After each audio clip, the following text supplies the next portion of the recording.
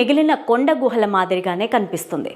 లోపలికి వెళ్లేందుకు చిన్న ద్వారం ఉంటుంది, కానీ అందులో అడుగు పెడితే అంతే, ప్రాణాలు పోయినట్టే. చిన్న పెద్ద ప్రాణాలు ఏవైనా సరే ఆ గుహలోకి వెళ్తే అంతే, మృత్యువు తప్పదు. అది ఎంత డేంజర్ అంటే దాని పేరే కేవ్ ఆఫ్ డెత్, అంటే మృత్యు గుహ అని అర్థం. అంటే అదేదో మాయా మంత్రం కాదు. గుహ నుంచి కార్బన్ డయాక్సైడ్ అత్యంత తీవ్ర స్థాయిలో వెలువడడం వల్లే ప్రాణాలు పోతున్నట్టు శాస్త్రవేత్తలు గుర్తించారు. దక్షిణ అమెరికా ఖండంలోని కోస్టారికా దేశంలో పోవాస్ అగ్నిపర్వతం పక్కన అడవుల మధ్యలో ఈ గుహ ఉంది. ఈ గుహ చూడ్డానికి పక్షులు, జంతువులు తలదాచుకోవడానికి అనువైన ప్రదేశంలా కనిపించినా అందులో జంతువులు, పక్షులు ఏవీ వెళ్ళవు. గతంలో ఓ వ్యక్తి ఈ గుహ ద్వారానికి సమీపంలోకి వెళ్లిన వెంటనే తీవ్ర అస్వస్థతకు గురయ్యాడు. అప్పుడే ఈ గుహ గురించి ప్రపంచానికి తెలిసింది. అంతేకాదు, ఈ గుహ లోపలికి వెళ్లిన చిన్న చిన్న జీవులు సైతం అప్పటికప్పుడే చనిపోతున్నట్టు గుర్తించారు.